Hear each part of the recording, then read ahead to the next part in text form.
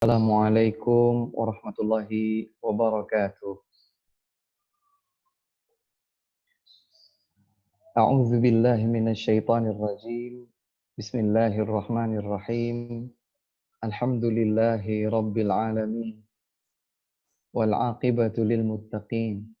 Wala 'udwana illa 'alal zalimin.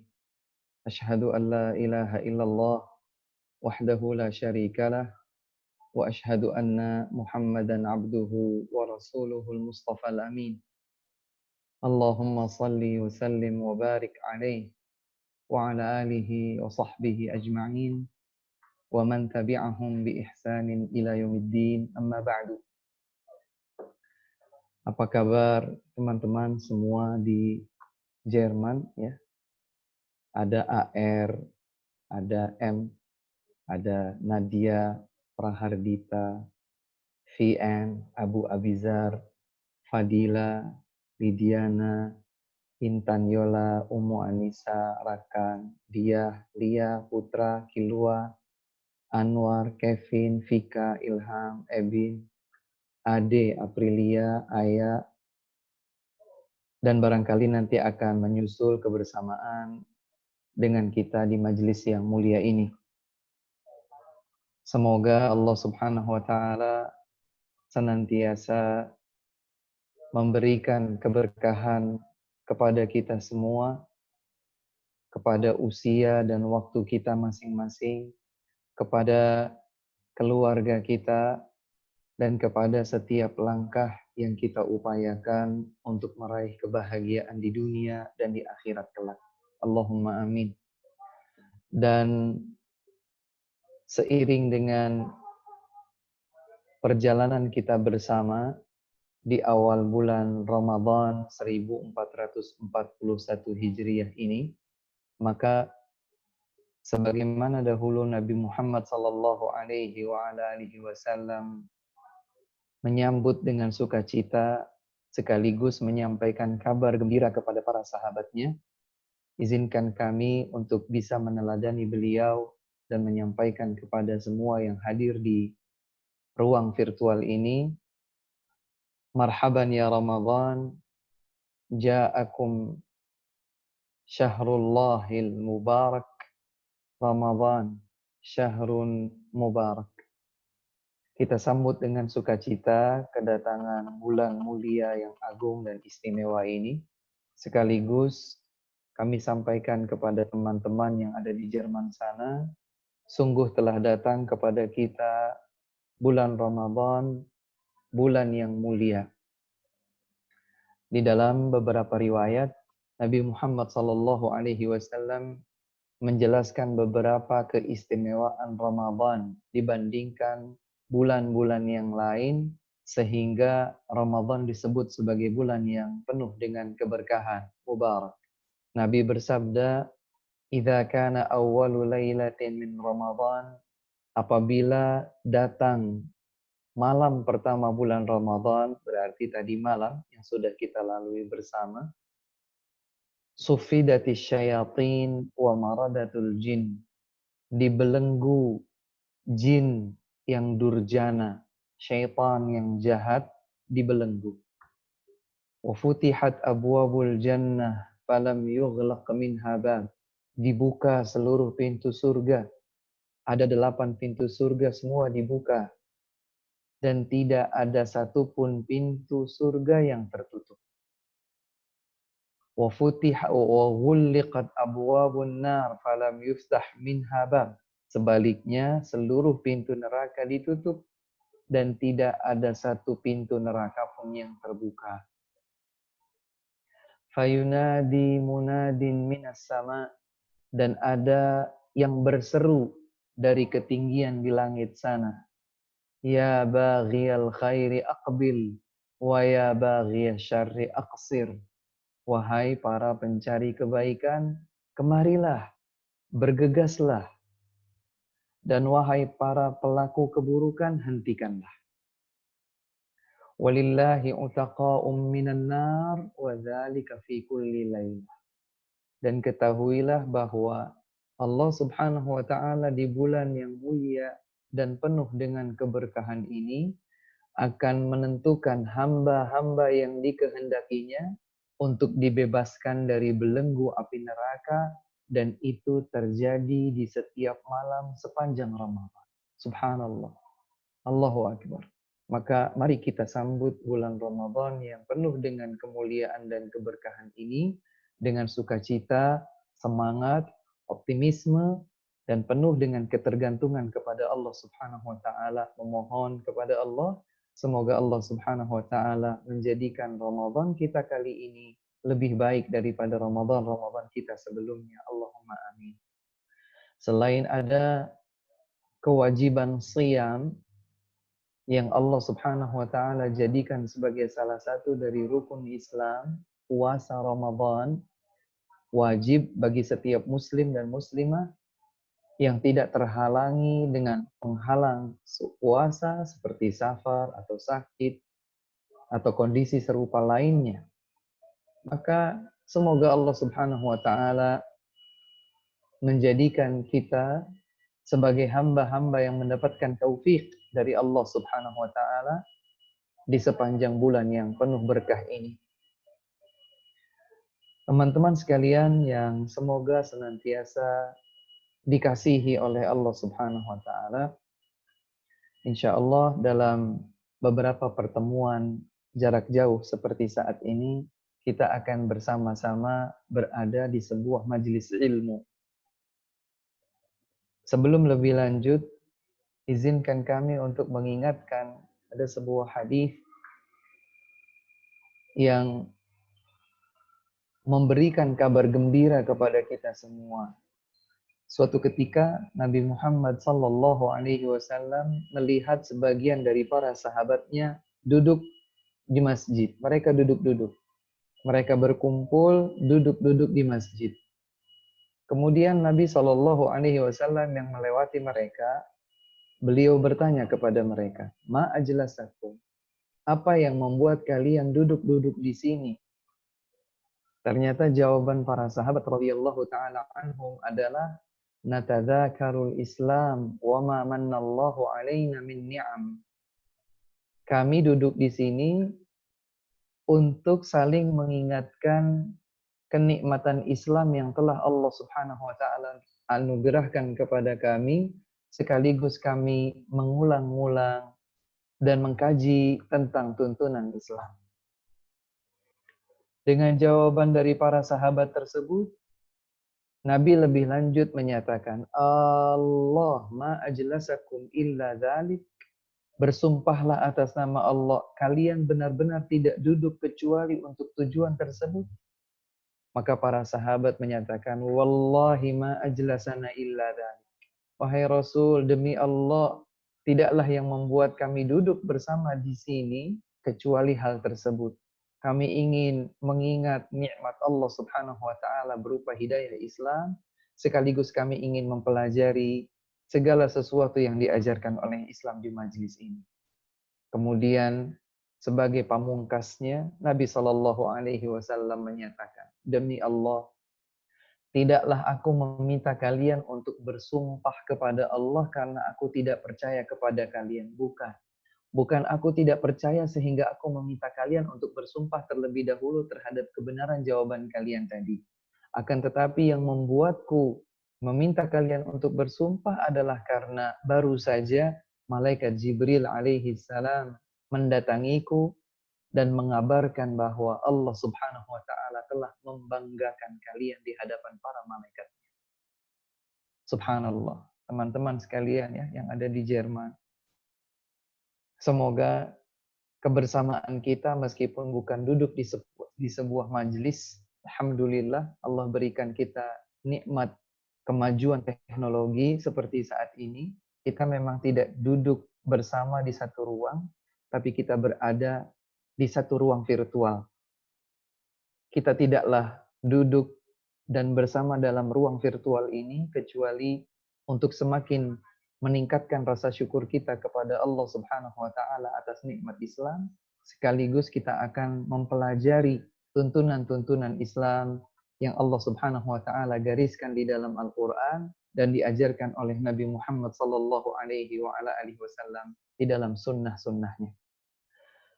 Teman-teman sekalian yang kami cintai karena Allah Subhanahu wa taala, alhamdulillah bahagia sekali rasanya ya bisa bertemu bersama teman-teman sekalian di ruang virtual ini, dan terima kasih kepada eh, Syauqi yang telah menghubungkan kami dengan teman-teman sekalian. Sekali lagi kami sangat berbahagia. Semoga Allah Subhanahu wa taala tidak hanya menyatukan kita di ruang virtual seperti ini, tetapi menyatukan hati kita semua di atas keimanan dan ketaatan kepadanya. Teman-teman sekalian, insya Allah dalam beberapa kali pertemuan, semoga Allah Subhanahu wa taala memudahkan dan memberkahinya. Kita akan berkonsentrasi untuk mengkaji beberapa hal yang berkaitan dengan adab dan akhlak. Akhlak di dalam bahasa Arab yang sudah diserap ke dalam bahasa Indonesia lebih sering diartikan sebagai perangai, ya, perilaku, budi pekerti, atau tabiat. Dan ternyata Islam sebagai agama yang sempurna telah mengajarkan tuntunan sesempurna dan seindah mungkin bagaimana semestinya seorang muslim dan muslimah memiliki ketinggian akhlak, kemuliaan perangai. Bagaimana tidak? Karena sesungguhnya setiap bagian dari tuntunan agama adalah akhlak. Setiap bagian dari tuntunan agama adalah tuntunan akhlak. Perlu diketahui bahwa akhlak sama dengan agama, atau agama sama dengan akhlak. Dari mana kita ketahui hal tersebut? Boleh dicatat firman Allah Subhanahu wa taala dalam surat Al-Qalam. Dalam surat Al-Qalam ayat yang keempat. Allah Subhanahu wa taala berfirman, A'udzu billahi minasyaitonir rajim. Wa innaka la'ala khuluqin 'azim. Dan sesungguhnya engkau wahai Muhammad sallallahu alaihi wasallam berada di atas akhlak yang agung. La'ala khuluqin 'azim. Sungguh benar-benar berada di atas akhlak yang agung. Selanjutnya kalau kita menelaah dan ingin mengetahui apa makna akhlak agung dalam ayat ini, maka akan kita dapatkan di dalam tafsir At-Tabari. Tafsir At-Tabari. Dan Al-Imam Ibnu Jarir At-Tabari adalah ayahanda kita semua, kakek buyut kita semua dalam disiplin ilmu tafsir. Karena siapa saja yang ingin mengetahui tafsir sesuai dengan pemahaman generasi terbaik umat ini, sahabat, tabi'in, tabi'ut tabi'in, dan generasi yang mengikuti kebenaran sebagaimana diajarkan oleh Nabi Shallallahu Alaihi Wasallam, mereka pasti akan merujuk tafsir-tafsir ayatnya kepada tafsir At-Tabari. Yang demikian itu disebabkan karena Imam Ibnu Jarir At-Tabari rahimahullah berkomitmen agar setiap ayat yang ditafsirkan maka sumber tafsirnya itu adalah dari ayat yang serupa atau dari hadis dan dari riwayat para sahabat Nabi Shallallahu Alaihi Wasallam atau generasi tabi'in setelah sahabat. Al-Quran tidaklah diturunkan kecuali di hadapan para sahabat Nabi. Nabi Shallallahu Alaihi Wasallam pertama kali membacakan ayat-ayat Al-Quran di hadapan para sahabat. Nabi Muhammad Shallallahu Alaihi Wasallam menyampaikan hadis sabda-sabdanya di hadapan para sahabat. Tak heran kalau ternyata para sahabat adalah satu-satunya generasi yang paling mengerti maksud dan makna setiap dari tafsir ayat-ayat Al-Quran. Nah, Imam At-Tabari rahimahullah berkomitmen untuk menyusun kitab tafsirnya setiap ayat berdasarkan riwayat pemahaman para sahabat, para tabi'in, tabi'ut tabi'in, generasi-generasi terbaik umat Islam ini. Kalau kita mencari penjelasan tentang makna khuluqin azim yang secara tekstual artinya akhlak yang agung, maka di dalam tafsir At-Tabari disebutkan bahwa beliau sahabat Abdullah bin Abbas radhiyallahu anhuma menafsirkan bahwa la'ala khuluqin azim berada di atas akhlak yang agung, ai la'ala dinin azim. Artinya adalah beliau Nabi Muhammad sallallahu alaihi wasallam benar-benar berada di atas agama yang agung. Jadi definisi akhlak yang agung adalah agama yang agung. Sehingga para ulama menyatakan, kalau ingin tahu apa sih akhlak yang dituntunkan dalam Islam, maka jawabannya adalah semua tuntunan Islam adalah akhlak. Semua tuntunan Islam adalah pembentukan karakteristik, perangai, tabiat, perilaku seorang muslim dan muslimah untuk menjadi seorang muslim yang sejati, muslimah yang hakiki.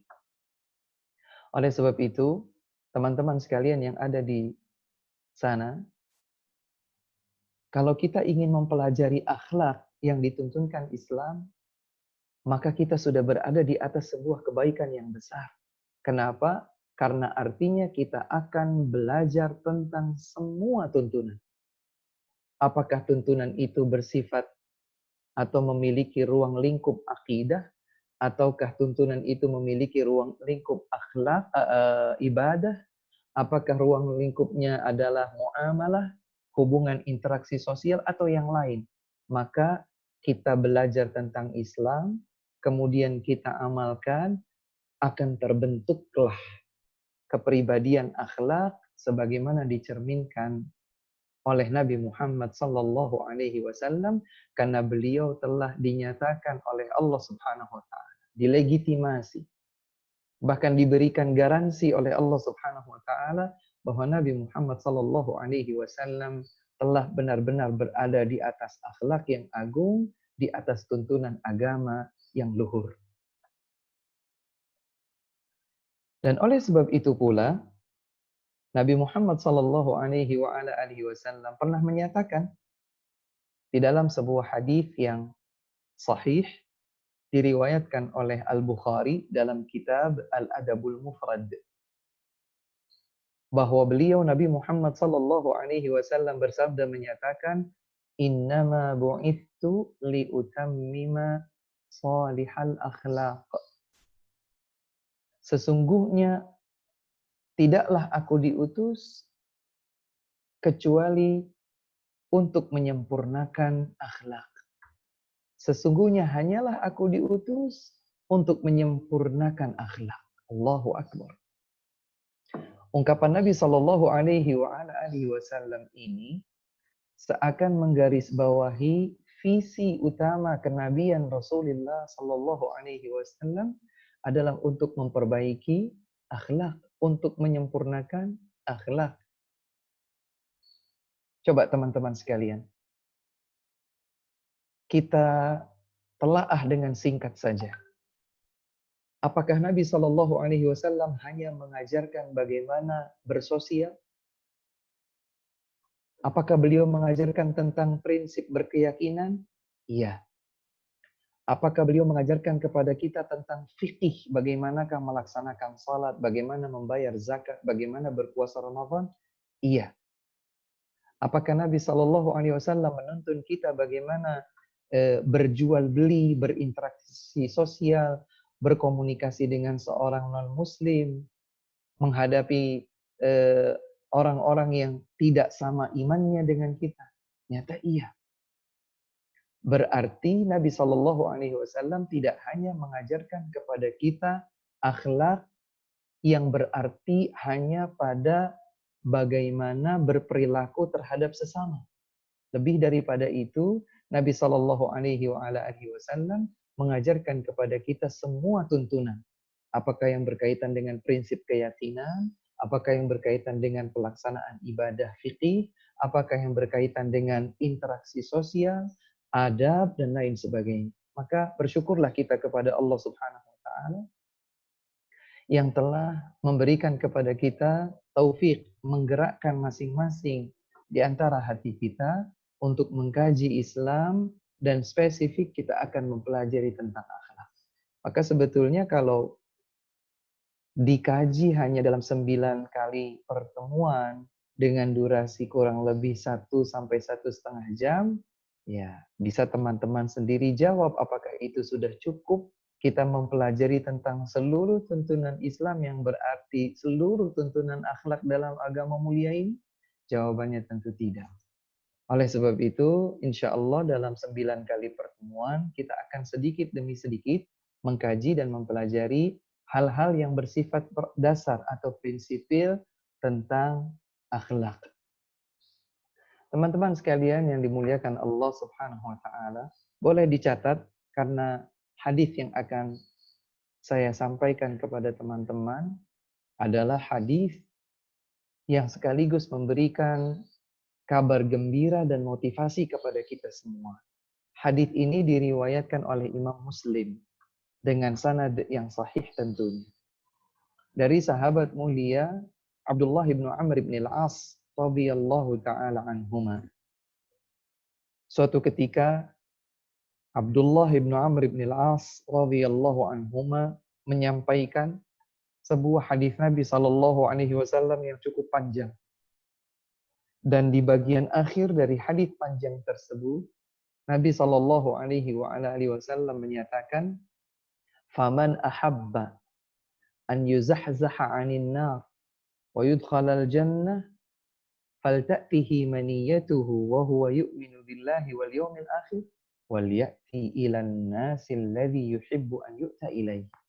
Barang siapa yang mendambakan untuk bisa masuk ke dalam surga sekaligus dijauhkan dari api neraka, hendaklah ia meninggal dunia dalam keadaannya yang pertama, dia beriman kepada Allah dan hari akhir. Yang kedua, dia berakhlak yang mulia sehingga dia memperlakukan manusia dengan akhlak mulia yang dia juga suka manusia memperlakukannya dengan akhlak mulia tersebut. Subhanallah. Ini menunjukkan bahwa akhlak memiliki kedudukan yang sangat tinggi dalam perspektif agama kita. Karena siapa orangnya di antara kita yang tidak ingin masuk ke dalam surga sekaligus dijauhkan sejauh-jauhnya dari api neraka? Kita ingin. Apalah artinya memiliki harta benda yang banyak? Apalah artinya memiliki pasangan hidup yang rupawan? Apalah artinya memiliki tempat tinggal yang megah, mobil yang mewah? Kalau pada akhirnya na'udzubillah kita akan dimasukkan ke dalam neraka Allah Subhanahu wa taala. Kita tidak ingin itu. Biarlah kehidupan kita berjalan sederhana apa adanya, dipenuhi dengan rasa syukur kepada Allah atas setiap kenikmatan, diiringi dengan kesabaran pada setiap ujian dan cobaan, senantiasa bergantung bertawakal kepada Allah Subhanahu wa taala, menjalankan ketaatan agamanya. Kemudian pada akhirnya kita meninggal dunia dan diselamatkan oleh Allah Subhanahu wa taala dari ancaman neraka sekaligus dimasukkan ke dalam surga. Itulah yang kita harapkan. Apalagi tentunya kalau seandainya kita diluaskan dan dilapangkan rizki, ya, diberikan anugerah berupa pasangan hidup yang rupawan, diberikan karunia berupa tempat tinggal yang megah, kendaraan-kendaraan yang nyaman dan mewah, namun kita mampu untuk bersyukur kepada Allah, kita mampu untuk bersabar saat menghadapi ujian, kita diselamatkan oleh Allah dari neraka, dimasukkan ke dalam surga, itulah yang kita harapkan bersama. Ternyata jalannya adalah dengan dua hal. Yang kedua-duanya saling berhubungan. Hubungan diri seorang hamba dengan Allah Subhanahu wa taala melalui iman. Falta'tihi maniyatuhu wa huwa yu'minu billahi wal yawmil akhir Kalau dia memang ingin masuk ke dalam surga, jauh dari neraka, hendaklah ia dalam keadaan beriman kepada Allah dan hari akhir. Wal ya'ti ilan nasil ladzi yuhibbu an yu'ta ilaihi, dan dia mampu untuk berakhlak mulia, dia memperlakukan orang lain seindah perlakuan orang lain kepadanya yang diharapkan.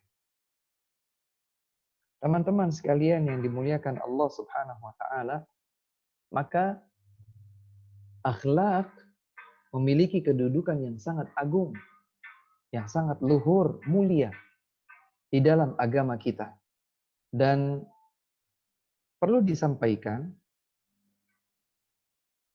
bahwa banyak sekali ayat-ayat dan banyak sekali hadis-hadis yang menuntunkan kita untuk berakhlak mulia. Tapi pada pertemuan kali ini insya Allah kita akan coba menyebutkan beberapa hadis yang memotivasi kita, mengajak kita untuk bersemangat mewujudkan akhlak yang mulia pada diri kita. Di antara hadis-hadis yang disabdakan oleh Nabi Muhammad sallallahu alaihi wasallam agar kita bersemangat untuk membentuk perangai yang mulia, budi pekerti yang luhur pada diri kita adalah sabda Nabi sallallahu alaihi wasallam yang diriwayatkan oleh At-Tirmidzi, Abu Dawud dan selainnya dengan sanad riwayat yang hasan. Bahwa Nabi Muhammad sallallahu alaihi wasallam bersabda, "Akmalul mu'minina imanan ahsanuhum khuluqa." Kaum mukminin yang paling sempurna keimanannya adalah yang paling indah akhlaknya. Subhanallah. Jadi kalau kita kumpulkan seluruh kaum muslimin, kaum mukminin, ya, kita kumpulkan kaum mukminin di satu tempat. Kemudian kita ditanya siapa di antara mereka yang paling sempurna keimanannya. Mereka semua mukminin. Mereka semua diberikan anugerah keimanan oleh Allah Subhanahu wa taala. Tapi siapa di antara mereka yang paling beriman dan sempurna keimanannya? Ternyata hadis ini menjawab. Kata Nabi Shallallahu Alaihi Wasallam yang paling sempurna keimanannya di antara seluruh kaum mukminin adalah yang paling baik akhlaknya, yang paling indah akhlaknya, yang paling mulia budi pekertinya. Subhanallah. Tentunya kita ingin menjadi kaum mukminin yang tidak hanya sekedar asal-asalan beriman, tidak hanya sekedar ikut-ikutan beriman. Kita ingin meraih derajat keimanan yang sempurna. Ternyata keimanan yang sempurna diraih dengan akhlak. Bukan hanya sekedar akhlak bersama atau terhadap sesama makhluk. Bukan sekedar berbudi pekerti yang luhur terhadap sesama manusia. Tetapi juga berakhlak yang mulia, berhubungan baik dengan Allah Subhanahu wa ta'ala. Maka hadis yang pertama ini adalah hadis yang menyebutkan tentang kedudukan luhur Islam, kedudukan luhur akhlak mulia dalam tuntunan Islam. Karena seorang mukmin menjadi sempurna keimanannya manakala ia adalah seseorang yang memiliki akhlak mulia. Kemudian selanjutnya adalah hadis yang juga diriwayatkan oleh Imam At-Tirmidzi dengan sanad yang sahih bahwa Rasulullah sallallahu alaihi wasallam menyatakan, "Inna min ahabbikum ilayya wa aqrabikum minni majlisan yaumal qiyamah ahasinakum akhlaqa." Kata beliau, Nabi tercinta Muhammad sallallahu alaihi wasallam, sesungguhnya di antara yang paling aku cintai dari kalian dan di antara yang akan paling dekat tempatnya bersamaku di dalam surga kelak adalah mereka yang paling berakhlak mulia. Allahu Akbar. Subhanallah. Teman-teman sekalian, siapa di antara kita yang tidak rindu kepada Rasulullah Sallallahu Alaihi Wasallam? Kita tidak pernah berjumpa dengan beliau. Kita tidak pernah mendengar suara beliau. Bahkan kita tidak pernah berjabat tangan dengan beliau. Tapi kita sudah menyatakan bahwa kita beriman tentang keberadaan dan kerasulan beliau. Beliau seorang hamba yang dimuliakan oleh Allah Subhanahu wa taala dengan risalah Islam. 1400 tahun lebih kita terjarak waktu dengan beliau. Tapi kita beriman bahwa beliau adalah sosok yang bukan dongeng belaka. Bukan sebuah animasi atau ilustrasi. Beliau adalah sosok yang nyata, ada di tengah-tengah manusia, dan Allah Subhanahu wa taala telah mengangkat beliau sebagai utusannya di tengah manusia menyampaikan risalah Islam. Beliau adalah manusia terbaik di sisi Allah Subhanahu wa taala, sehingga untuk beliaulah pertama kali pintu surga akan dibuka di hari kiamat nanti. Dan ketika semua nabi menolak karena mereka merasa tidak pantas untuk memberikan syafaat kepada manusia, ternyata Nabi Shallallahu Alaihi Wasallam satu-satunya Rasul yang diizinkan pertama kali oleh Allah Subhanahu Wa Taala untuk mengajukan syafaat. Ketahuilah bahwa beliau memiliki cinta untuk umatnya, dan ternyata yang paling besar kecintaannya pada diri beliau untuk umatnya, kecintaan besar beliau terhadap umatnya adalah terhadap umatnya yang paling mulia akhlak. Allahu Akbar. Dan siapakah yang tidak ingin dikumpulkan bersama Nabi Muhammad sallallahu alaihi wasallam di dalam surga? Beliau pasti bertempat di surga yang tertinggi, bukan surga yang berada di tingkat bawah atau tingkat tengah, tapi beliau berada di tingkat surga yang tertinggi. Kalau kita ingin berada bersama beliau, dekat tempatnya dengan beliau di dalam surga yang tertinggi tersebut, jalan yang bisa kita tempuh adalah dengan membentuk akhlak mulia, berperangai yang luhur, sesuai dengan tuntunan beliau. Allahu Akbar. Maka kita menjadi lebih bersemangat untuk memiliki akhlak yang mulia. Selanjutnya ada keistimewaan dan kedudukan yang agung pada akhlak mulia dalam perspektif hukum agama kita. Di dalam sebuah hadis Nabi Shallallahu Alaihi Wasallam bersabda, hadis ini juga sahih diriwayatkan oleh Al-Imam Abu Dawud, Al-Imam Tirmidzi, dan selainnya dengan sanad yang sahih.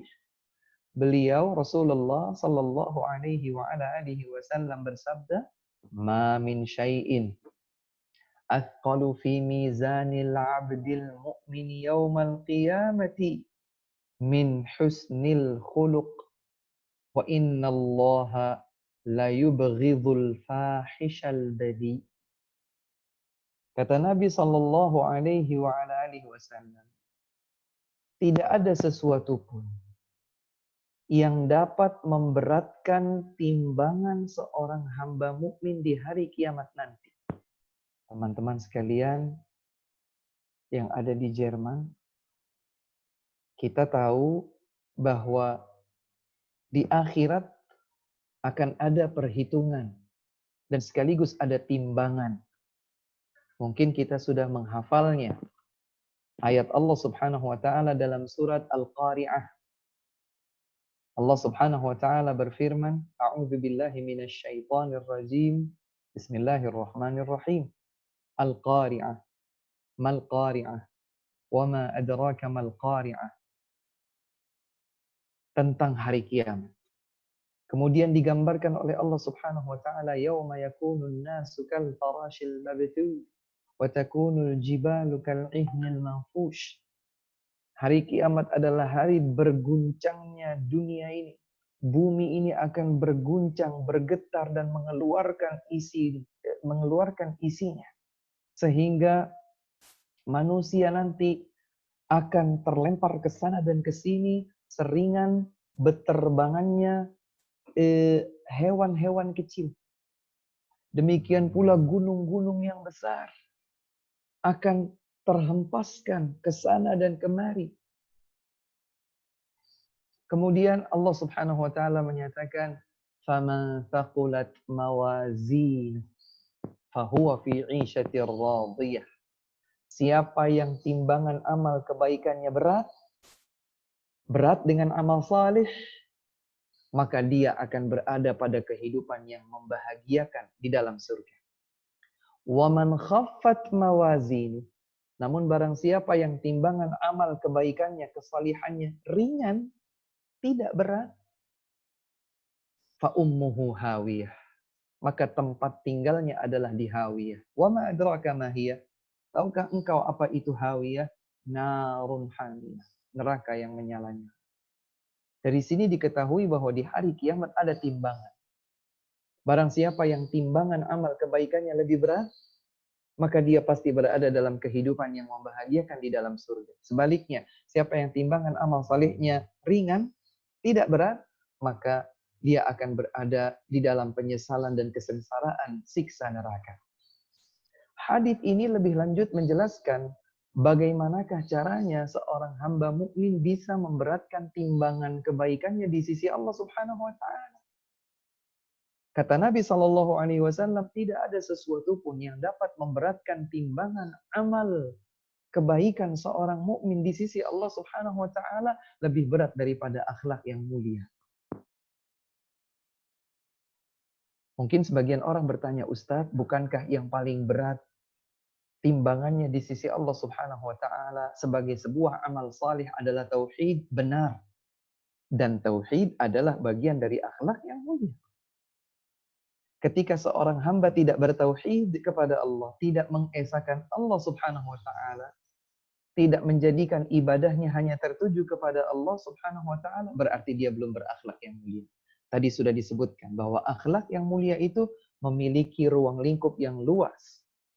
Hubungan baik diri seorang hamba dengan Allah dan hubungan baik diri seorang hamba dengan sesama makhluk Allah Subhanahu wa taala. Maka kembali kepada hadis yang memotivasi kita untuk belajar tentang akhlak mulia serta merealisasikan akhlak mulia pada diri dan kehidupan kita. Bahwa kata Nabi Shallallahu alaihi wasallam, tidak ada sesuatu pun yang dapat memberatkan timbangan amal kebaikan seorang hamba mukmin di hari kiamat nanti melebihi akhlak yang mulia. Dan sesungguhnya Allah Subhanahu wa taala membenci, la yubghid, sungguh benar-benar membenci al-fahish al-badi, orang-orang yang berbuat keji, kotor, baik dengan ucapan maupun perbuatan. Baik yang ia lakukan untuk diri sendiri atau untuk orang lain. Subhanallah, Allah benci kepada siapa saja yang melakukan keburukan, perbuatan yang keji, perbuatan yang kotor, baik ia lakukan untuk dirinya sendiri atau ia lakukan terhadap orang lain. Baik yang dilakukannya dengan lisan ataupun dilakukannya dengan amal perbuatan. Allah benci. Yang Allah Subhanahu wa taala cintai adalah akhlak mulia sehingga Allah menjadikannya sebagai pemberat timbangan seorang hamba mukmin di hari kiamat nanti. Teman-temanku yang semoga senantiasa disayangi oleh Allah Subhanahu wa taala. Demikian pula Nabi sallallahu alaihi wasallam menyatakan dalam sebuah hadis yang sahih juga diriwayatkan oleh Imam Abu Dawud. Nabi bersabda, "Innal mu'mina la yudriku bihusni khuluqihi darajatas shaimil qa'im." Kata Nabi sallallahu alaihi wasallam, sesungguhnya seorang mukmin bisa menyusul derajat seseorang yang ahli salat, ahli puasa. Seorang mukmin bisa menyusul kedudukan tinggi ahli puasa dan ahli salat dengan akhlak yang mulia. Saya coba buat sebuah gambaran agar tidak keliru dipahami tentang hadis ini. Ada dua orang muslim. Muslim yang pertama, dia sangat rajin dan dekat dengan ibadah berupa salat. Tidak terkecuali salat malam. Tidak terkecuali salat duha. Masya Allah, Untuk urusan salat 5 waktu, untuk urusan salat nafilah, salat yang bersifat anjuran, apakah salat duha, ataukah salat tarawih kalau di bulan Ramadan, atau salat malam. Ya. Untuk urusan salat, qabliyah, ba'diyah, tahiyatul masjid, 2 rakaat setelah wudhu, salat sunnah mutlaqah, dan salat-salat yang lain. Kemudian ada muslim yang lain, B, ternyata dia mungkin kuantitas dan kadar sholatnya tidak sehebat si A yang pertama tadi.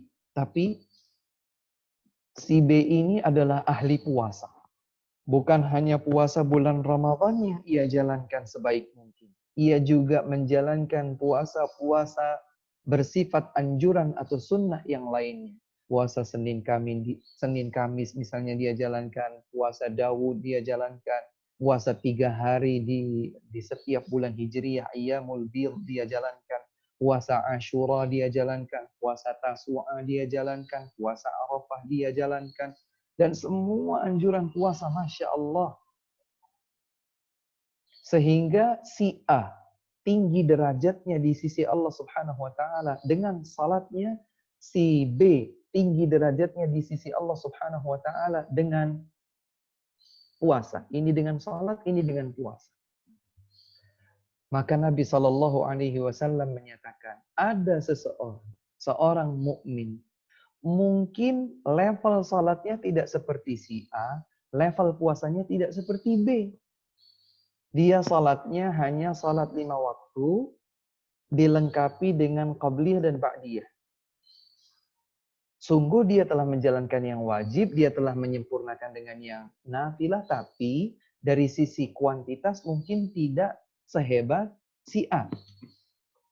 Demikian pula seorang mukmin ini berpuasa di bulan Ramadan, tapi dia tidak melakukan puasa-puasa yang lainnya. Dia tidak puasa Syawal, dia tidak puasa Senin Kamis, dia tidak puasa Daud, dia tidak puasa 3 hari setiap bulan Qamariyah. Dia tidak lakukan itu. Apakah karena kesibukan atau karena dia berkonsentrasi dengan amal kesalihan yang lain. Tapi kata Nabi Shallallahu alaihi wasallam berdasarkan hadis ini, innal mu'mina la yudriku bihusni khuluqihi darajatas sha'imil qa'im. Seorang mukmin bisa menyusul derajat yang telah dicapai oleh seorang ahli salat, ahli puasa, meskipun dia bukan ahli salat, ahli puasa, tapi mukmin ini bisa menyusul derajatnya dengan akhlaknya yang mulia. Subhanallah. Para ulama lebih lanjut menjelaskan, salat dan puasa menunjukkan hubungan seorang hamba dengan Allah Subhanahu wa taala. Seorang hamba sedang merajut dan merangkai kedekatan dirinya dengan Allah Subhanahu wa taala. Ikatan kuat dirajutnya. Sementara orang yang berakhlak mulia, dia sedang merajut kebaikan hubungan dirinya dengan sesama makhluk, dan itu pun sesuai dengan tuntunan Allah Subhanahu wa taala. Mungkin puasanya hanya yang wajib, mungkin salatnya hanya yang wajib, tapi dia bisa menyusul derajat seorang yang ahli si puasa, tidak hanya Ramadan tapi puasa yang lain. Ahli salat, bukan hanya salat 5 waktu tapi salat yang lain. Seorang mukmin bisa menyusul meski dengan amalan wajibnya, salatnya wajib, puasanya wajib, tapi bisa menyusul derajat yang tadi dengan cara berakhlak mulia. Allahu Akbar. Oleh sebab itu, teman-teman sekalian yang dimuliakan Allah Subhanahu wa taala, jangan sampai kita memandang sebelah mata tentang akhlak yang mulia. Tentu sekali lagi ketika kita bicara tentang akhlak yang mulia, maka akhlak yang mulia adalah semua yang dituntunkan dalam Islam. Senyumnya, salamnya, tegur sapanya, empatinya, uluran bantuannya, ya. Dia memaafkan atau mudah meminta maaf, rendah hati, tidak angkuh di hadapan yang lain, mendahulukan orang lain untuk urusan dunia, dan lain sebagainya. Maka semua yang dituntunkan oleh Islam dia kerjakan sebagai bagian dari pencerminan akhlak yang mulia, maka dia akan berada pada kedudukan yang tinggi di sisi Allah Subhanahu wa taala. Kemudian, teman-teman sekalian, ada berbagai ayat yang Allah Subhanahu wa taala firmankan dan nanti insya Allah kita akan kaji juga dalam sesi-sesi yang lain. Karena satu ayat dengan satu hadis tentang akhlak memiliki keterikatan, ya, memiliki keterikatan.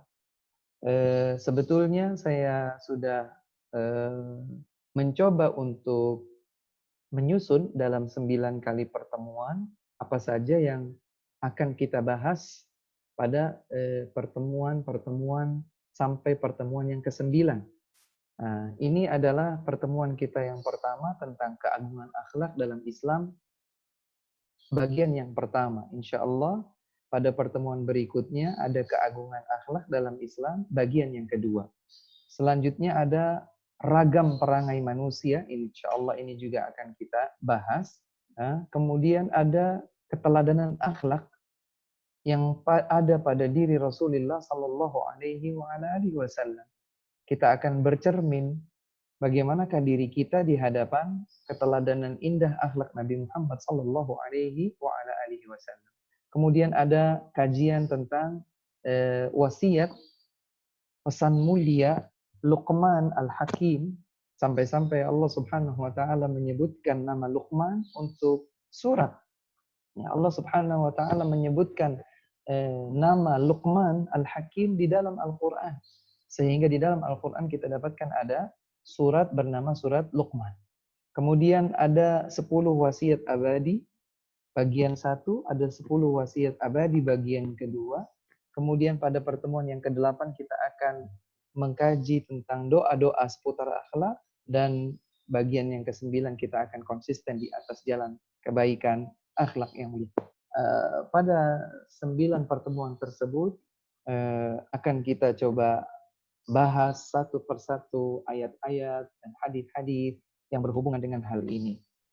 Tentu sebetulnya dalam disiplin ilmu adab atau akhlak nanti akan ada klasifikasi-klasifikasi lebih terperinci, seperti misalnya bagaimanakah akhlak seseorang terhadap kedua orang tuanya, ayat-ayatnya, hadis-hadisnya. Bahkan banyak di antara para ulama hadis mengkhususkan riwayat-riwayat hadis dari Nabi Muhammad SAW yang menyebutkan tentang bagaimanakah semestinya seorang hamba mukmin berakhlak mulia terhadap kedua orang tuanya. Kemudian bagaimana akhlak dan adab orang tua kepada anak-anaknya. Ini juga khusus ada sendiri.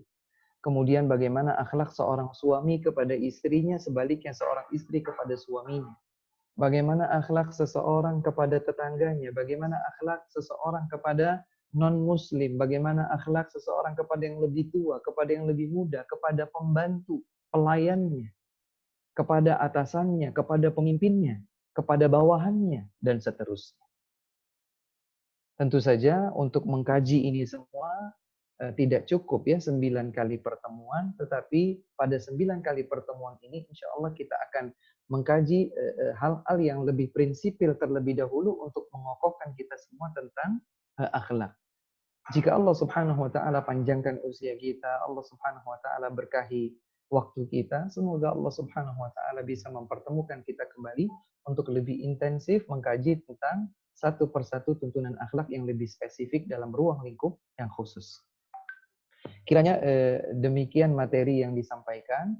Apabila terdapat pertanyaan dari teman-teman sekalian, baik seputar materi atau hal-hal yang berhubungan dengan akhlak, maka dipersilahkan. Wallahu ta'ala a'lam wa akhiru da'wana alhamdulillahi rabbil alamin. Apa Ustaz? Ya. Alhamdulillah. Apa Ustaz?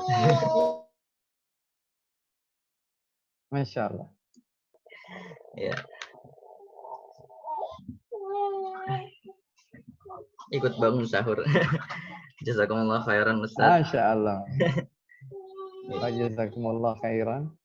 Jazakumullah khairan Ustaz atas materinya. Alhamdulillahirabbil alamin. Banyak sekali ilmu-ilmu baru yang kita dapatkan. Semoga Allah senantiasa memperbaiki diri kita dan juga antum Ustaz, semoga selalu dilimpahkan keberkahan oleh Allah Subhanahu wa taala. Bagi teman-teman Amin, amin, amin. Jazakumullah khairan. Bagi teman-teman yang ingin bertanya secara langsung kepada Ustadz, tentunya kita persilahkan juga.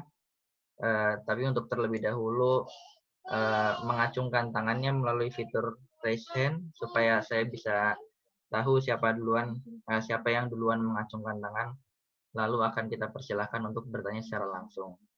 Jika tidak ingin bertanya secara langsung, dapat juga untuk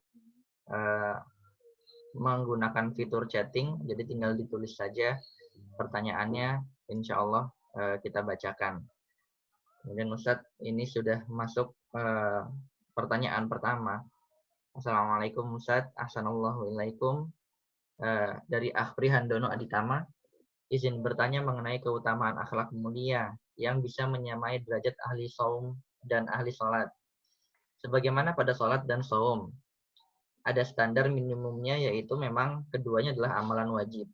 Untuk akhlak mulia, apakah memang ia juga standar minimumnya adalah wajib, Ustaz? Jazakallahu khairan.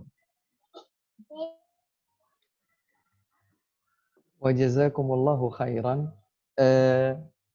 Menarik sekali pertanyaan yang diajukan oleh teman kita Prihandono Aditama. Ya, pada setiap amal umumnya ada standar minimum, ya, ada standar minimum, ada kualifikasi minimum.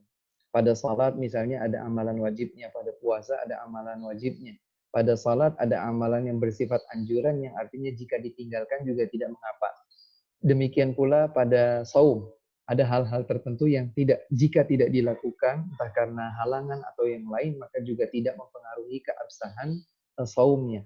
Apakah pada akhlak mulia juga ada yang seperti ini? Nah, tentu saja, kalau digeneralisir tentang akhlak mulianya, akan menjadikan kita justru melihat satu persatu. Misalnya, akhlak kita kepada orang tua. Apakah memiliki standar minimum sehingga kalau ini sudah dilakukan, maka selebihnya adalah bersifat anjuran dan jika dilakukan hanya sekedar menyempurnakan. Atau misalnya akhlak seorang laki-laki kepada istrinya atau seorang istri kepada suaminya dan seterusnya. Apakah ada standar minimum? Maka saya tidak pernah mendengar atau mengetahui ada standar minimum pada akhlak. Tetapi para ulama menyatakan bahwa semakin seseorang itu menunaikan apa yang seharusnya ditunaikannya pada akhlak yang mulia, maka semakin sempurnalah akhlaknya. Karenanya tadi Nabi SAW menyatakan akmalul mu'minina imanan ahsanuhum khuluqah. Yang paling sempurna keimanannya adalah yang paling baik akhlaknya. Sehingga anjurannya itu untuk ke atas, bukan ke bawah sekedar untuk memenuhi yang minimum. Nanti insya Allah pada tema yang akan datang, kita akan bahas firman Allah Subhanahu wa taala, rangkaian ayat yang ada dalam surat Ali Imran, ya. Ayat 133 dan seterusnya. Kita akan bahas insya Allah. Karena sebagian tuntunan akhlak mulia ada yang dipandang sebelah mata oleh sebagian orang. Contoh-contoh sederhana. Tersenyum. Kita itu biasanya tersenyum kepada seseorang yang kita kenal. Atau seseorang yang memang kita ada simpatik kepadanya, atau sedang ingin mencari perhatiannya, maka kita coba lontarkan atau kita perlihatkan senyuman. Adapun orang yang kita tidak kenal, tapi kita yakin dia seorang muslim, kita ketemu di masjid misalnya, kita ketemu di masjid. Seorang muslim pastinya, sama-sama keluar dari masjid setelah sholat. Muslim, kita berpapasan wajah. Merasa tidak kenal, maka kita tidak senyum. Begitu atau tidak kira-kira? Ini umumnya. Apakah orang yang tidak tersenyum artinya berdosa?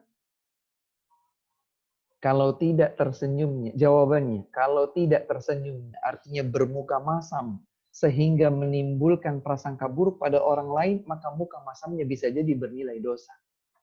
Tapi kalau dia tidak memberikan muka masam, hanya saja memang dia tidak tersenyum, berarti dia, kita katakan dia hanya kehilangan kesempatan untuk meraih pahala sedekah ketika dia bisa memberikan senyuman. Ya. Jadi saya belum mengetahui bahwa ada ulama yang menyatakan standar minimumnya akhlak mulia itu seperti ini. Kalau sudah seperti ini berarti yang lainnya hanya sekedar penyempurna saja. Yang wajib adalah ini. Tidak. Tapi nanti insya Allah juga kita akan bahas pada ayatul wasaya al-ashr. Ya, ada beberapa tuntunan akhlak yang ditekankan oleh Allah Subhanahu wa taala dalam beberapa ayat tertentu, di antaranya dalam surat Al-A'raf dan Al-Isra. Dan itulah yang disebutkan oleh Allah Subhanahu wa taala pada 10 wasiat, ya. Adapun akhlak-akhlak yang lain tidak disebutkan. Apakah artinya akhlak ini adalah standar minimumnya? Ternyata juga kami tidak dapatkan para ulama menyebutkan bahwa itu adalah standar minimum, karena Nabi Shallallahu alaihi wasallam menyatakan innama bu'itsu liutammima salihal akhlak. Aku diutus untuk menyempurnakan akhlak yang sempurna. Berarti semuanya, semua yang dituntunkan oleh beliau adalah bagian dari penyempurnaan akhlak. Wallahu ta'ala a'lam.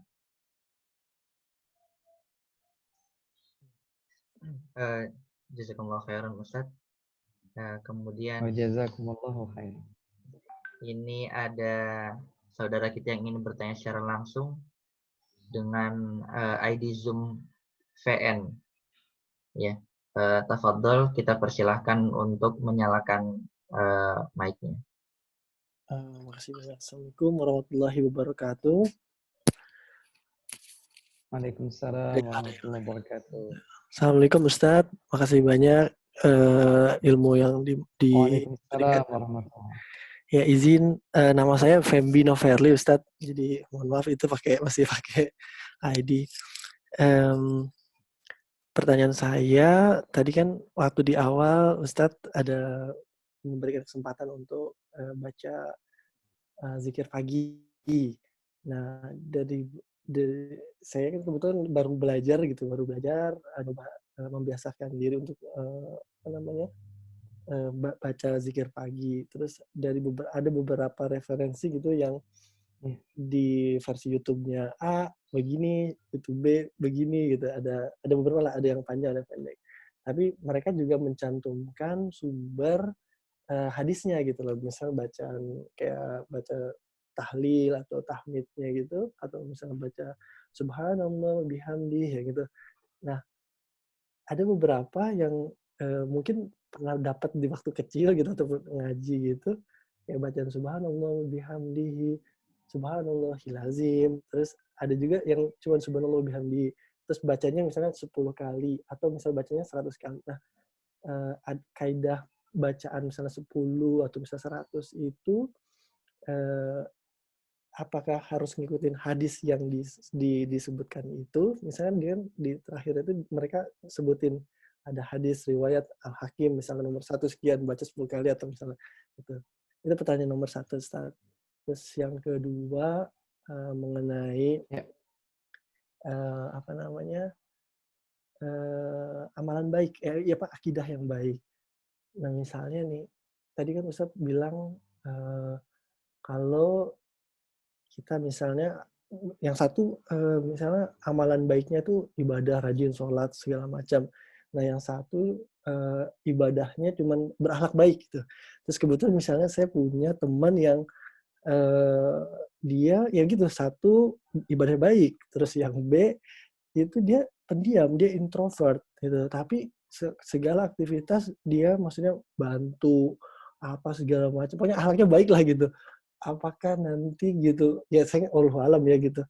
apakah itu juga bisa mengalahkan si maksudnya, apa tadi yang tadi Ustadz bilang gitu kan, ibadahnya itu bisa malah sama atau bahkan bisa mengalahkan si teman si A yang tadi yang Ustadz ilustrasikan. Mohon pencerahannya lagi Ustadz itu. Terima kasih, syukran. Ya.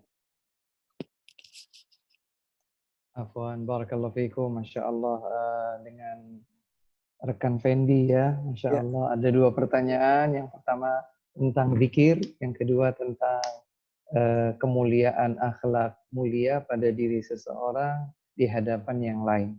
Tentang zikir, kaidah umumnya adalah bahwa zikir termasuk ibadatun tauqifiyah. Apa itu artinya ibadatun tauqifiyah? Ibadah yang prinsip dan teknisnya hanya dilakukan bila terbukti ada tuntunan yang benar. Seperti halnya salat, maka tidak boleh ada gerakan atau ucapan di dalam salat kecuali didapatkan dasar hukumnya, tuntunannya berdasarkan dalil yang sahih, dalil yang benar. Contoh, ketika seseorang melakukan i'tidal, bangkit dari ruku', maka sambil kemudian dia mengangkat tangannya, ya, mengangkat tangannya kembali, dia mengucapkan sami'allahu liman hamidah, yang artinya Allah Subhanahu wa taala mendengar siapapun yang memujinya. Kemudian ternyata ada seseorang ingin berinovasi. Saya ganti atau saya tambahkan. Sami'allahu liman hamidahu wa syakarahu. Maka ini tidak bisa dibenarkan. Atau misalnya ketika seseorang salat, dia baca surat pendek dulu sebelum dia baca surat Al-Fatihah. Keliru urutan. Ini juga tidak dibenarkan. Kembali kepada kaidahnya tadi, zikir termasuk ibadatun tauqifiyah. Zikir itu adalah sebuah ibadah yang dilakukan sesuai dengan tuntunannya. Pada rinciannya, ada zikir-zikir yang bersifat mutlak. Apa itu zikir mutlak? Zikir mutlak itu adalah zikir yang diucapkan oleh seseorang di dalam rangka mengingat Allah Subhanahu wa taala tanpa terikat waktu atau tempat atau momen. Misalnya ketika seseorang sedang berkendaraan, sedang mengendarai kendaraannya, kemudian dia berhenti di lampu merah. Kemudian dia berzikir, subhanallah, astaghfirullah, alhamdulillah, Allahu akbar. Boleh atau tidak? Ini termasuk zikir mutlak yang boleh dilakukan. Karena dengan ucapan zikirnya, dia sedang ingin mengingat Allah Subhanahu wa taala. Dia tidak sedang meyakini bahwa ketika berhenti di lampu merah, maka ada bacaan tertentu. Tidak. Umumnya orang yang sedang berzikir mengingat Allah, mungkin kalau ibu-ibu ya, bapak-bapak di usia pensiunan mereka, kalau kita tahu di Indonesia ya, pagi semprot-semprot bunga anggrek misalnya, atau semprot-semprot taman, atau bersihkan kendaraan.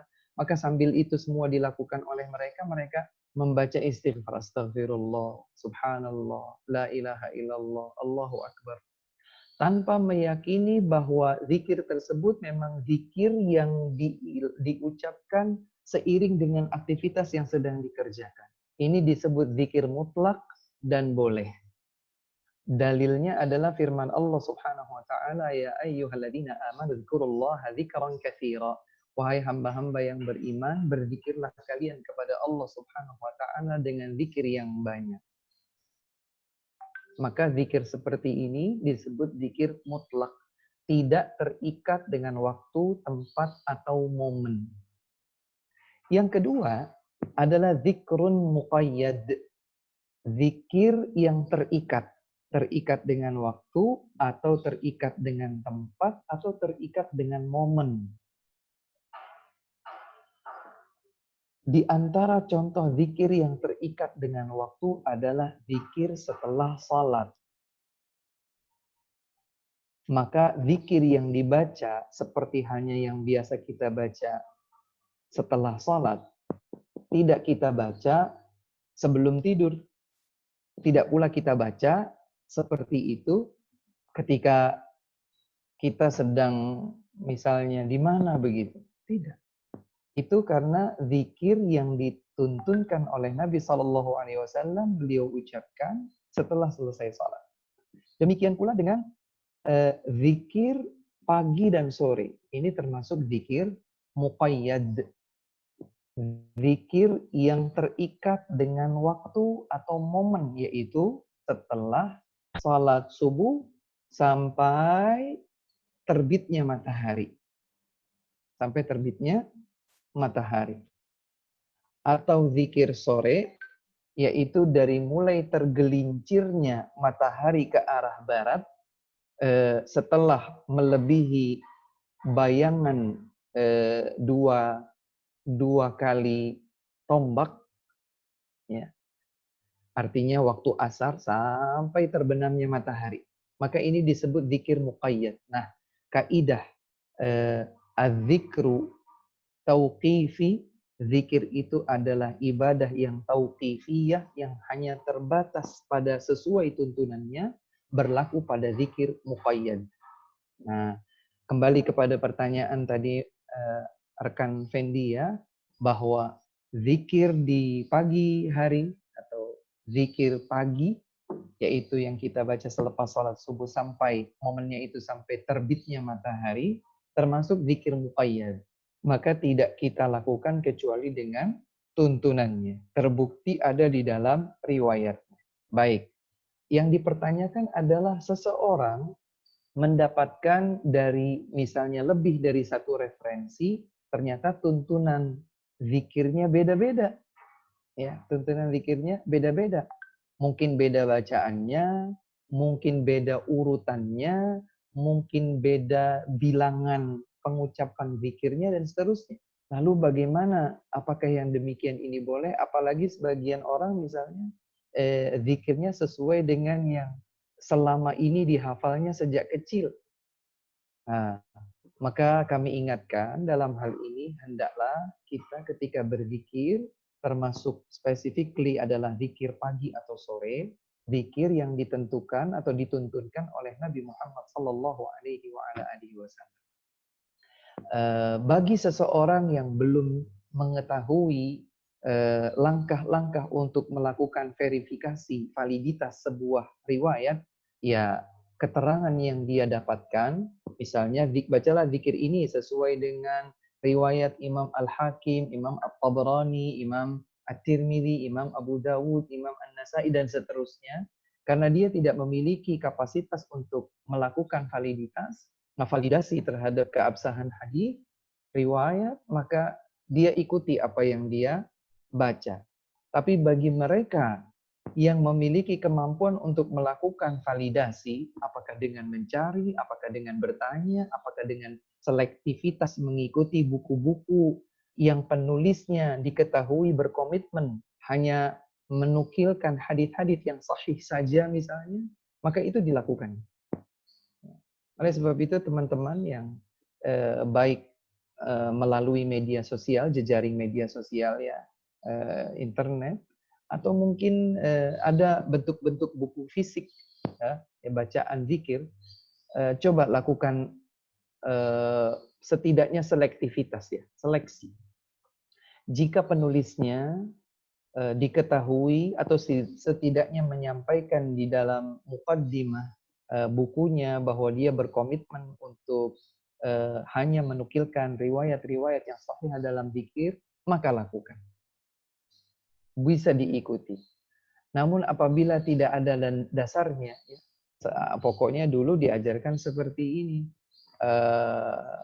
Sejak dahulu Ustadz saya mengajarkan demikian. Sementara dia tidak menindaklanjuti dengan mencari tahu.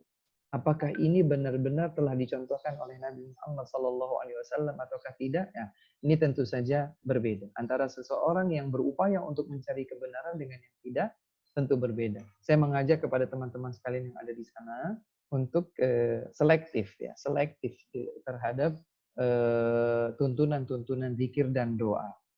Sekedar berbagi informasi, kalau di Indonesia ada tuntunan zikir-zikir yang alhamdulillah penulisnya berkomitmen hanya menukilkan tuntunan zikir sebagaimana disebutkan dalam riwayat yang sahih, ya, dalam riwayat yang sahih. Maka itu bisa dimiliki, ya, itu bisa dimiliki. Sebagai salah satu contohnya adalah zikir pagi dan petang terbitan Pustaka Imam Syafi'i, ya, Pustaka Imam Syafi'i yang disusun oleh beliau Ustaz Yazid bin Abdul Qadir Jawas, hafizahullah.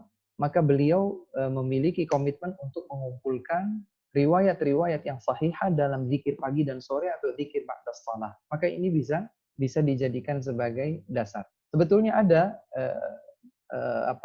karya ilmiah yang lain dengan judul serupa dan dari para penulis yang kami ketahui memiliki komitmen dalam hal tersebut, itu juga bisa dijadikan referensi. Demikian wallahu taala alam.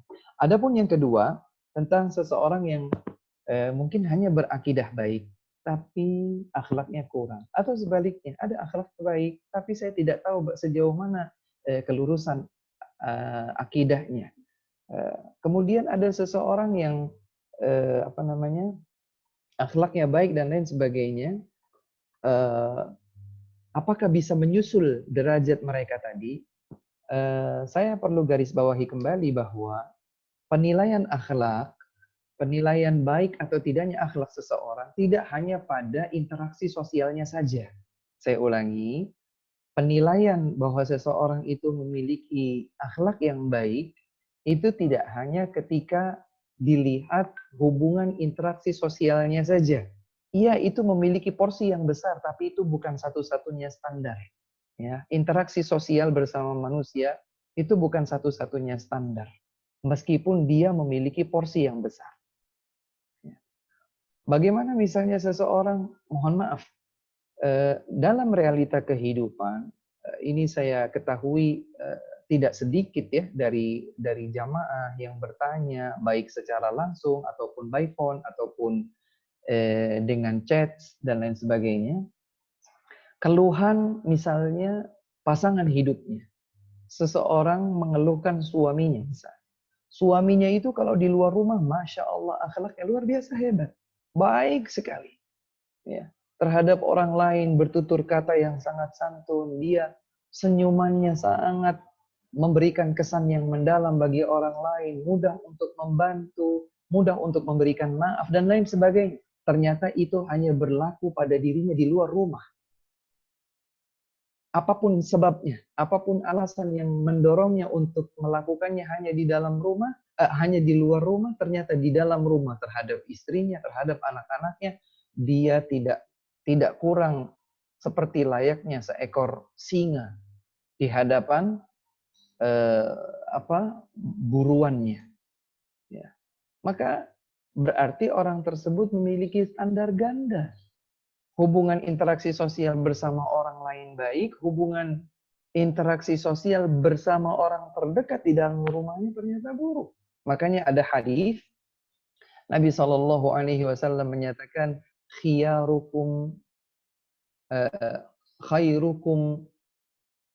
khairukum li ahlihi wa ana khairukum li ahli.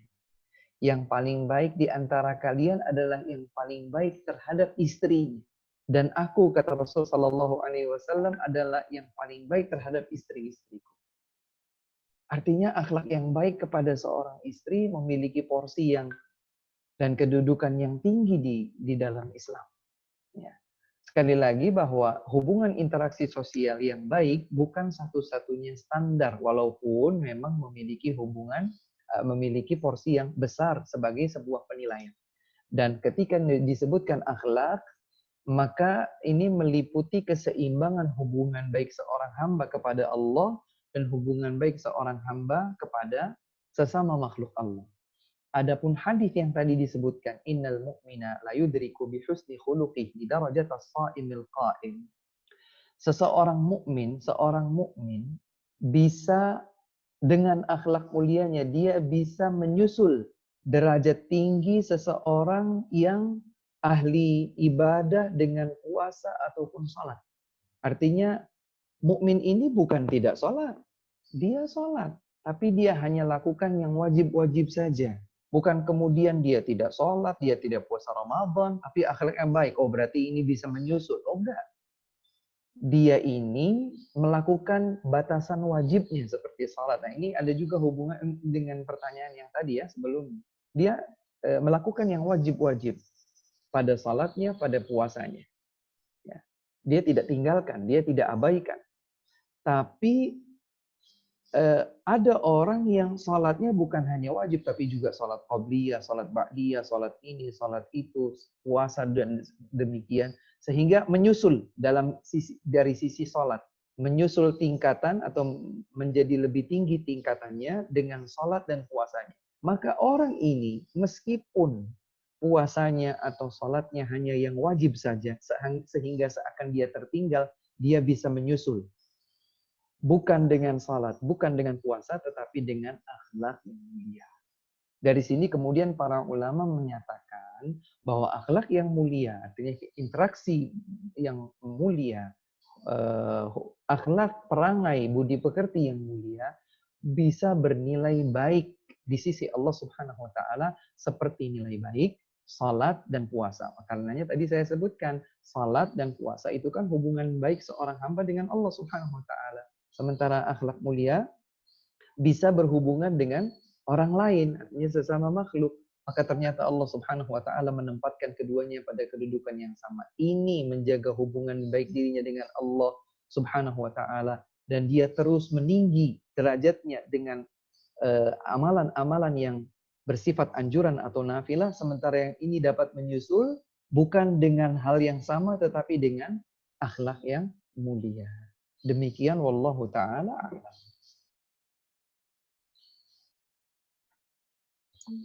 Ya, jazakumullah khairan Ustaz.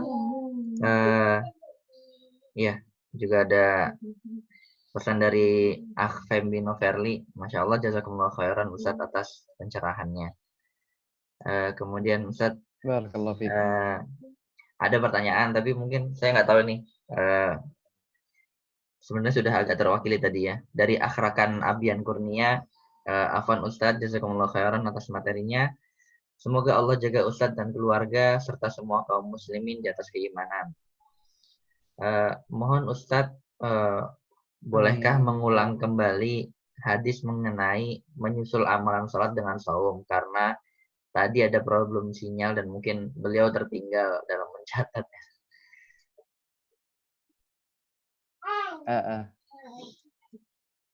Baik, tadi sudah sempat disebutkan juga ya pada jawaban untuk pertanyaan dari rekan Fembi. Saya ulangi sedikit ya. Hadits Nabi Shallallahu Alaihi Wasallam, beliau bersabda, Innal mu'mina la yudriku bi husni khuluqihi darajatas shaimil qa'im. Saya coba sederhanakan. Kata Nabi Shallallahu Alaihi Wasallam, sesungguhnya seorang mukmin dengan akhlak mulianya, dia bisa menyusul derajat seseorang yang ahli puasa dan ahli salat, yang ahli salat dan ahli puasa. Bagaimana penjelasannya? Jadi ketika seseorang derajatnya semakin tinggi, karena dia melakukan amalan yang berhubungan dengan Allah Subhanahu wa Ta'ala, hubungan baik dirinya dengan Allah melalui salat, melalui puasa, sehingga dia tidak hanya melakukan yang wajib, tapi dia juga melakukan yang nafilah, sehingga derajatnya tinggi. Kemudian ada seorang mukmin, dia hanya melakukan yang wajib-wajib, salatnya yang wajib, puasanya yang wajib gitu, sehingga terkesan dia mungkin derajatnya baru di sini. Ternyata mungkin bukan dengan salat dan puasa yang sunnah dia lakukan untuk bisa mendapatkan ketinggian derajat yang sama dengan yang ini. Tapi dia lakukan dengan akhlak yang mulia. Semakin berakhlak mulia, maka dia bisa menyusul kedudukan ahli ibadah yang saum dan salat tadi. Demikian ringkasnya dari yang tadi juga sudah disampaikan. Wallahu ta'ala a'lam. Jazakumullah khairan Ustaz. Kemudian ini ada pertanyaan terakhir ya, berhubung waktunya sudah sesuai yang dijanjikan. Dari saudari Dila, Assalamualaikum Ustaz, apakah boleh pada zikir pagi dan petang yang tertulis untuk dibaca 3 kali tapi hanya dibaca 1 kali? Naam, waalaikumsalam warahmatullahi wabarakatuh, rekan Dila ya. Pada kondisi normal artinya kita tidak terlambat atau tidak terlupa dalam keadaan luang dan lain sebagainya, maka tuntunan tersebut dibaca sebagaimana contohnya. Kalau Nabi Shallallahu Alaihi Wasallam disebutkan dalam hadis yang sahih membacanya 3 kali, maka hendaklah kita membaca 3 kali. Dan ada sesuatu yang menarik untuk ditelaah lebih dalam. Kalau kita perhatikan bahwa di dalam zikir ba'das salat, zikir selepas salat subuh, ada tuntunan kita membaca ayat kursi, kita membaca surat Al-Ikhlas, surat Al-Falaq, dan surat An-Nas masing-masing 3 kali. Ternyata pada zikir pagi juga hal yang serupa dituntunkan, bahwa Nabi Shallallahu Alaihi Wasallam membaca surat Al-Ikhlas, Al-Falaq, An-Nas masing-masing 3 kali. Bolehkah yang tadi diwakilkan untuk yang ini? Ini sudah 3 kali, ini juga 3 kali. Ya sudah pakai yang ini saja. Subhanallah. Ini adalah peluang kita mendapatkan pahala karena memang Allah Subhanahu wa taala hendak menjadikan kita ingat kepadanya. Allah Subhanahu wa taala ingin kita dekat kepadanya. Allah Subhanahu wa taala ingin kita meraih kemuliaan dan pahalanya.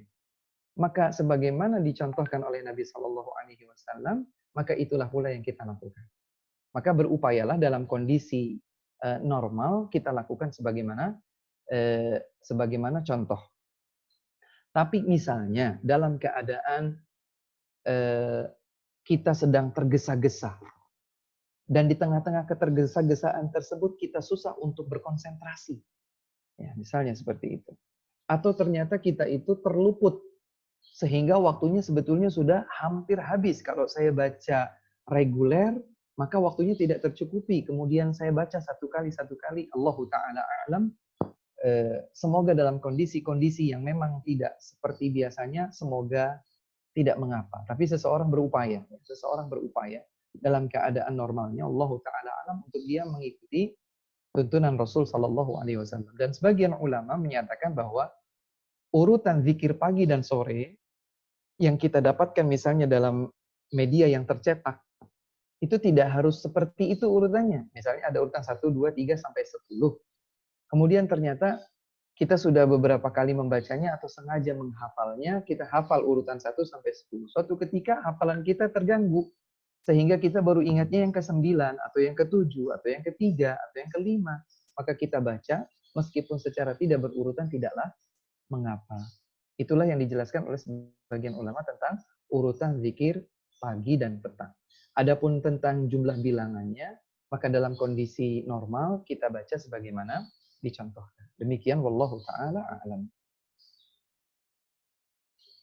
Baik, jika ini adalah bagian akhir dari kajian kita, izinkan saya untuk memberikan secara singkat gambaran yang tadi sudah disampaikan. Teman-teman sekalian yang ada di Jerman, saudara-saudariku yang saya berbahagia, kami berbahagia bisa berjumpa dengan antum sekalian, antunna sekalian dalam ruang virtual ini.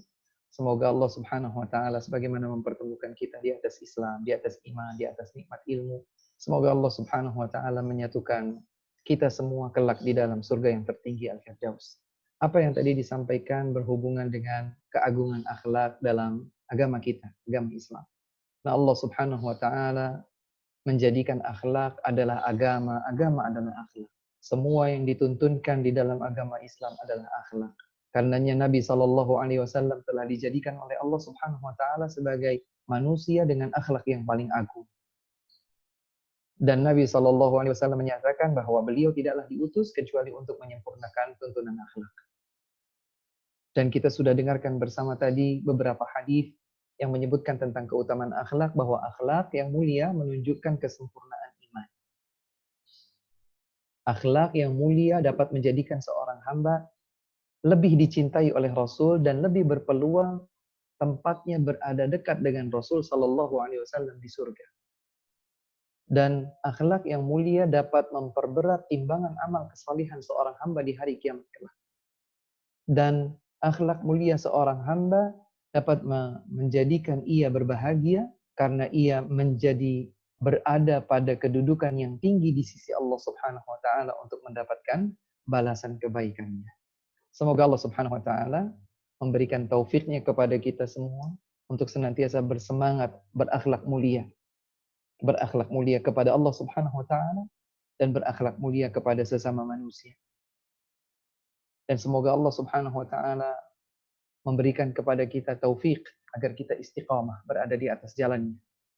Semoga Allah Subhanahu wa taala senantiasa menuntun ubun-ubun kita, mengambil ubun-ubun kita, menuntun setiap lisan dan gerak langkah kita. Berbuat, berucap, beramal yang dapat mendekatkan diri kita kepada Allah dan dapat semakin memperbesar peluang kita masuk ke dalam surganya. Wafat dalam keadaan husnul khatimah dan terselamatkan dari api neraka sehingga langsung dimasukkan ke dalam surga. Allahumma amin. Ini saja dari kami. Alhamdulillah wa jazakumullahu khairan. Wa akhiru da'wana alhamdulillahi rabbil alamin. Salam hormat kami untuk segenap anggota keluarga dan orang-orang tercinta di rumah antum masing-masing. Wabillahi taufiq. Wassalamualaikum warahmatullahi wabarakatuh. Waalaikumsalam warahmatullahi wabarakatuh. Jazakumullah khairan Ustaz atas waktu yang dan materi yang telah antum sampaikan. Semoga bisa jadi tambahan timbangan kebaikan bagi antum yang memberi kita nasihat dan juga bagi kita yang sudah mendengarkan. Bismillah ta'ala. Ya insyaallah itu juga mengakhiri pertemuan kita pada hari ini. Kemudian info juga untuk kawan-kawan di kolom chat sudah saya sampaikan juga rincian rencana tema kajian Ramadan online bersama Ustaz Rizal Yuliar Putrananda dari pertemuan perdana hari ini tanggal 24 April sampai nanti insya Allah sampai tanggal 22 Mei. Ada 9 temanya sudah kami cantumkan di kolom chat, bisa disimpan dan semoga Allah memberikan kita taufik, menjaga kita untuk selalu beristiqomah, bersemangat dalam menuntut ilmu, dan tentunya kita berbahagia untuk kembali berjumpa dengan antum Ustaz di pertemuan yang akan datang. Bismillah ta'ala. Ya. Jazakumullah khairan. Kurang lebihnya Ana sebagai moderator juga berterima kasih dan meminta maaf kepada rekan-rekan sekalian bila ada kekurangan dalam moderasi dan lain-lain. Semoga Allah terima amal kita semua. Amin ya rabbal alamin. Wabillahi taufiq wal hidayah. Wassalamualaikum warahmatullahi wabarakatuh. Waalaikumsalam warahmatullahi wabarakatuh.